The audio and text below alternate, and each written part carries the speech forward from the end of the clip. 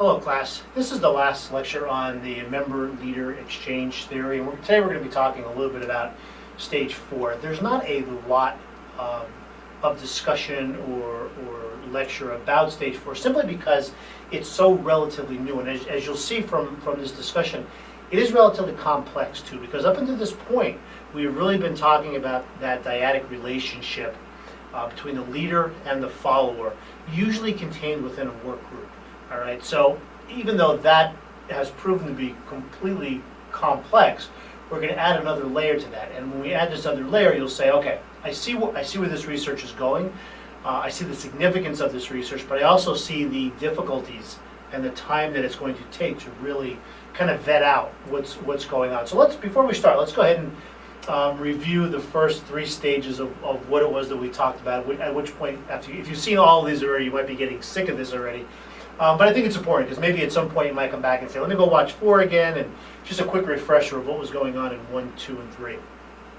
In 1, we were seeing in-group and out-of-group followers within an organization kind of fall into place based on the relationship they were forming with the leader. So the leader in stage 1 it was identified that they're forming relationships with individual employees, and again we're talking on a one-on-one individual basis within a business unit.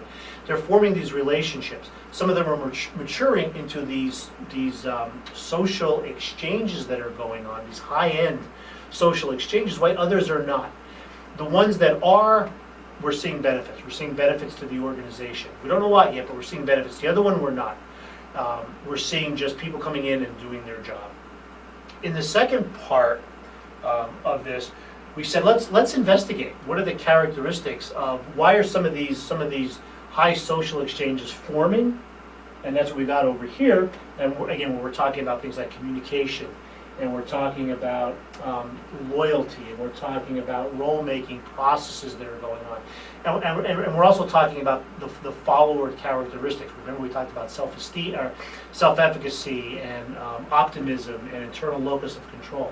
So all of these things we were seeing over here, and then we were seeing some really positive outcomes to the organization in terms of performance and turnover.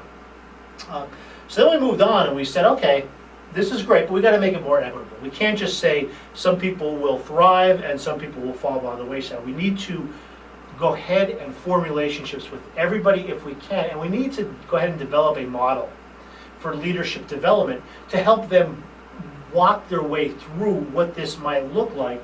And it was 3 phases. This was the cycle, right? So it was the stranger phase, the acquaintance phase, and the maturity partnership phase. And in the first phase, we saw an offer being made either by the follower or by the leader to go ahead and engage in the social exchange. In the acquaintance phase, we saw more sharing of information. We saw some more social exchanges. And then at the partnership phase, we really saw kind of an open dialogue between the leader and the follower. So here's where we left off, and now we're talking about stage 4. And I think, again, if you're watching these videos, if you're kind of thinking your way through the development of this theory, you may be saying to yourself, okay, I don't know if we see these dyadic relationships in organizations exclusively, right? It's very rare that it's just a leader and a follower, and they develop a relationship with then another leader, then a leader with another follower, a leader with another follower. It doesn't seem like that's the way it goes. Instead, what we see are these systems of interdependent relationships, right? These systems of interrelation dyadic, and by dyadic again we mean just elements consisting of 2 elements. So we see these interdependent systems of dyadic relationships. And I just kind of diagram something out here. So if this is our entire organization, if I were to draw a circle around that, you see you have different work groups, different functional areas, different anything within the organization. And they're going to have this interdependent type of relationship going on, right? So this is a dynamic system that we would see in most organizations. Now, if you're not familiar with systems theory or a systems approach, I certainly can't get into it right here and now, but I would highly recommend you read Peter Senge's book on systems thinking. It is a tremendous book. It might be one of the best business books that I've ever read. And it really talks about what is it, what is systems thinking, and what does it mean to be a part of and engaged in a system, and how do you function within a system. It's a wonderful work, but that is the way most organizations operate. We don't operate in a bubble. It's not one-on-one communications. We're talking about teams. We're talking about cross-functional communications and cross-functional leadership and things like that. So it's very important that we take the systems approach. So we're going to have these interdependent type relationships and these network assemblies, right? These network assemblies are going to form. There's going to be some small groups. There's going to be some larger groups, but they're going to form, and they're going to rely on sharing of whatever information, communication, whatever else. It's going to rely on that. So that's where stage 4. I want to say it's where stage 4 is headed, because again, we're talking about a level of analysis that's much more complicated than the individual level of analysis. So we have an individual level of analysis, we have a team or group, and we have an organizational. But here we're also talking about maybe here's kind of intra-organizational. In this next stage, we're talking about inter-organization. So we're even going outside of the organization. And we're looking at maybe our supply chain. We're maybe looking at our vendors and our customers and making those same type of relationships. And how does the leader form those same type of relationships outside of the organization? So again, this is more of a here is where LMX theory is ultimately leading us. And it talks about mapping leadership structure on the task structure of the organization. So what is the dynamics that are involved with a leader in terms of what is the task structure within our organization, and then kind of mapping that out, overlaying that, and seeing how those pieces all fit into place. Again, it is somewhat fuzzy, but it's so relatively new that it's hard to say, okay, here's exactly what was discovered. Because in some of these previous theories, we could say, okay, we went through this, and we qualitatively we developed this life cycle of leadership, or we're looking over here, and we could definitely measure some of these positive outcomes that are associated with high quality social exchanges. Over here, we're saying, okay, look, we know how organizations operate. They operate on a systems level. There's many components that are involved with systems thinking.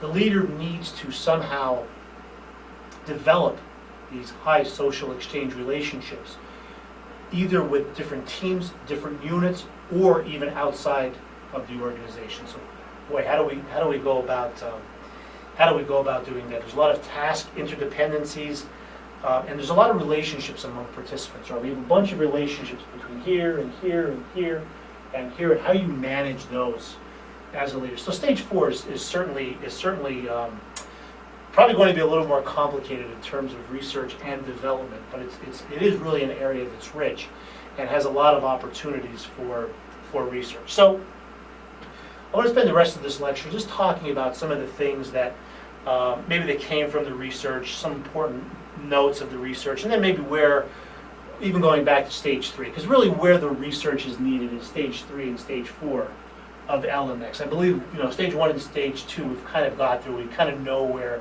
we stand in terms of it. Now it's a matter of some other components that I'll just mention at the end here. But so how do we measure?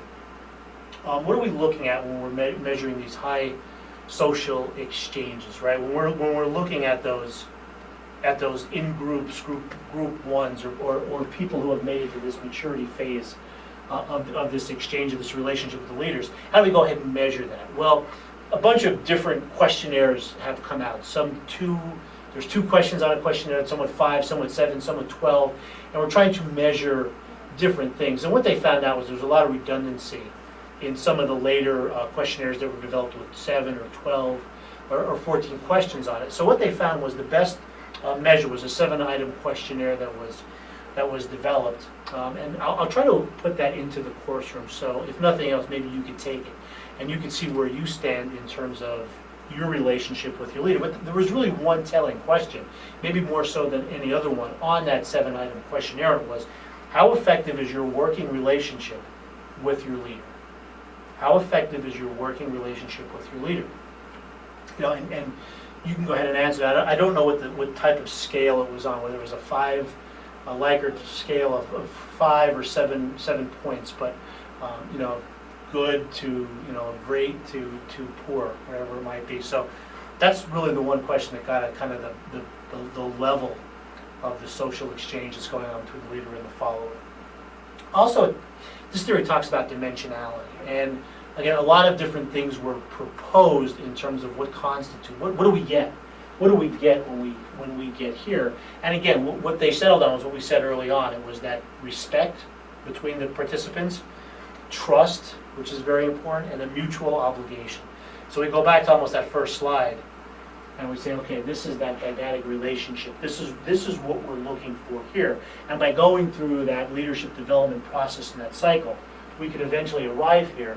If a lot of those elements fall into place, we have the right follower, we have the right antecedents, you know, we have the right exchanges, acceptance of offers, there's a building of this trust, there's a social exchange going on.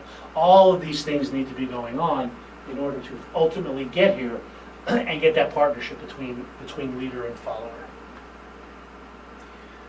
Okay, so, and again, you know, some other important things. Transactional versus transformational leadership. There's a lot of discussion on where do those two constructs fit into here. Well, if we go back, again, we could see this stranger phase as being transactional. You come to work, I'm going to share with you just the information that you need to have, you're going to do your job, you're going to get paid for doing your job, and then you're going to go. Whereas over here we have more of a transformational leadership style being formed, because really what they're talking about is that relationship is transforming, right? The relationship between the leader and the follower is transforming into something different, into something better, into a partnership. So whereas you might see transactional leadership here, you're going to see transformational leadership here. And then finally, I just want to talk, you know, where are the areas of study? Well, obviously, like I said, it's between stage 3 and stage 4. That's really where research is headed. 1 and 2 has been done almost to death. So, you know, some people might want to look at this leadership model, and talk about how, you know, what do we need to do to progress through it. There's a lot of question marks in terms of, you know, how are we getting from here to here. We talk about an offer of acceptance coming either way, but what else needs to be present here, maybe in order to see more of those offers accepted, to present those in different ways, or to bring people along from phase to phase and not have people fall back. What are some of the things that are going on there that needs to be taken care of? And also we talk about relationship development. How are those relationships being developed between the leader and the follower? If you're following these videos and reading some of the items in the book, some of that is still kind of unclear. There's a lot of things we know, but there's still a lot of open variables out there that may need to be present in order for all of this to eventually take shape. So that's LMX theory. I'm going to go back to slide 1 because I think that's LMX theory in kind of a quick four-part, four-stage lecture. So again, still one of the more, relatively speaking, new theories on leadership.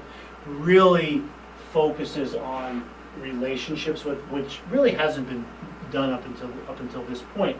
By bringing in relationships, though, we're bringing in a whole lot of question marks and a whole lot of other variables that need to be examined. So I think when you know moving forward, you're going to see a lot more research and development in this area, especially with the leadership development portion of it and the processes involved in this relationship building. I think those two areas are certainly rich for research, and you know that's our lecture series on leader-member exchange theory.